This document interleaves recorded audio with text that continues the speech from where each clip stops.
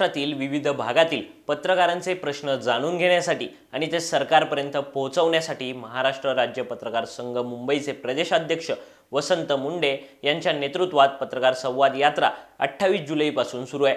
नागपूरहून निघालेली ही संवाद यात्रा मुंबईला जाणार आहे। यात्रेच्या तिसऱ्या दिवशी अकोल्यात पत्रकार संवाद यात्रेला चांगला प्रतिसाद मिळाला। बघूयात याच संदर्भातील ही खास बातमी। भारत दुनिया का सबसे बड़ा लोकतंत्र और एनएलसी भारत देश का सबसे बड़ा गैर राजनीतिक मंच। शक्तिशाली लोकतंत्र के लिए राहुल कराट का सार्थक कदम। मुंबई में हुआ ऐतिहासिक प्रथम राष्ट्रीय विधायक सम्मेलन।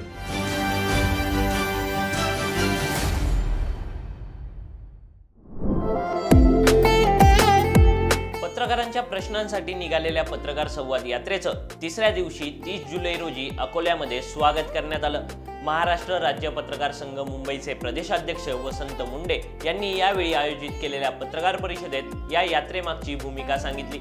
वर्तमानपत्रांचा खप प्रचंड कमी झाल्यानं दैनिकांचे मालक आर्थिक अडचणीत सापडलेत आणि त्यांचं आर्थिक गणित जुळत नसल्यानं अनेक वर्तमानपत्रांनी विभागीय आवृत्त्या बंद केल्या आहेत। परिणामी पत्रकारांसह कर्मचाऱ्यांची संख्या कमी झाली आहे। हजारो पत्रकारांच्या नोकऱ्या जाऊन ते विस्थापित बनले आहेत। याकडे सरकारचं लक्ष वेधण्यासाठी ही पत्रकार संवाद यात्रा काढण्यात आल्याचं मुंडे यांनी सांगितलं।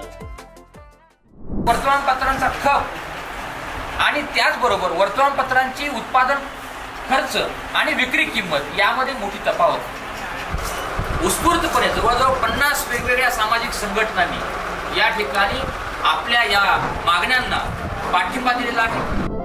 अकोल्यात झालेल्या या पत्रकार परिषदेवेळी महाराष्ट्र राज्य पत्रकार संघ मुंबईचे सरचिटणीस विश्वासराव आपटे, प्रवीण सपकाळे, राज्य समन्वयक संतोष मानूरकर, अकोला जिल्हाध्यक्ष गणेश सुरजुसे, देवानंद गहिले, सम्राट वानखेडे, नागेश भालतिलक, रामजी श्रीवास, अजय सोळंके, जगन्नाथ कोल्हे, लक्ष्मण सपकाळ, सय्यद हसन बाबू यांच्यासह स्थानिक पत्रकार उपस्थित होते। यावेळी स्थानिक मान्यवरांना पत्रकारांच्या समस्यांबद्दल आणि त्यांच्या मागण्यांचे निवेदन देण्यात आले। सरकारकडे पत्रकारांच्या या मागण्यांसंबंधी आवाज उठवण्यासंदर्भात स्थानिक मान्यवरांना यावेळी आवाहन करण्यात आले।